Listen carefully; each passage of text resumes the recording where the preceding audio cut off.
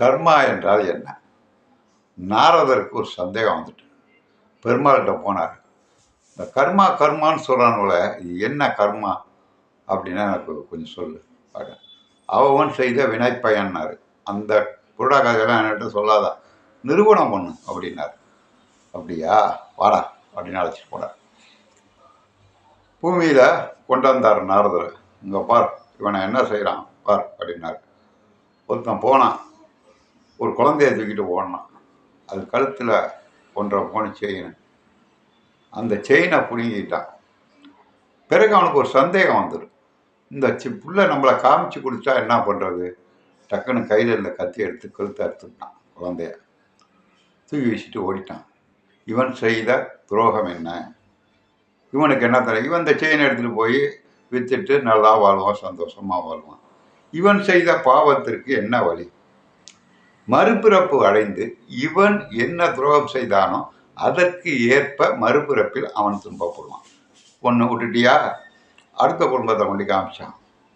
ஒரு குடும்பத்தில் வயல் தகராறு, அண்ணன் தம்பிக்குள்ள பிரச்சனை. என்ன பேசிக்கிறானுங்க, அந்த வேலியை நடுவில் பிரிக்கிறானுங்க. நாளைக்கு வரப்பை ரெண்டாக வெட்டுறானுங்க.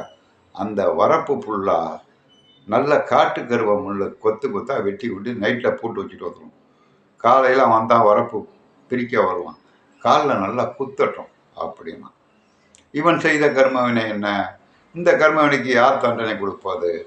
சரி, ஒரு குழந்தைய பார்த்துக்கிறதுக்காக ஒரு வேலைக்காரியை வீட்டில் வச்சுட்டு போகிறாங்க ஒரு அப்பா அம்மா.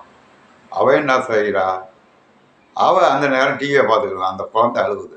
உடனே அந்த குழந்தைய கூப்பிட்டு அடின்னு அடிக்கிறான். இப்போ சிசி கேமரா இல்லை அவங்க வீட்டில். அவ்வளோ துன்பம். அவளை கண்டாலே பயப்படுது அந்த குழந்தை. இப்போ இவளை பாதுகாக்க தான் குழந்தைய படைச்சா. ஆனால் இவன் என்ன போயிடா துரோகம்.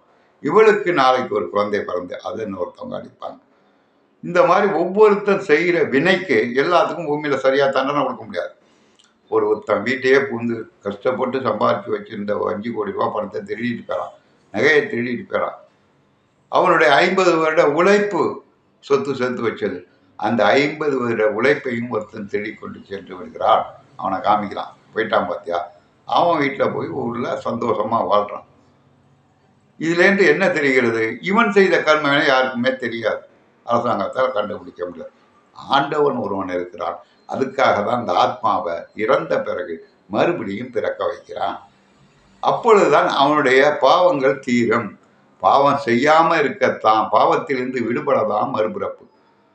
அந்த பிறப்புலையும் மறுபடியும் துன்பத்தை செய்து கர்ம வினைகளை தேடி விடுகிறான். இதனால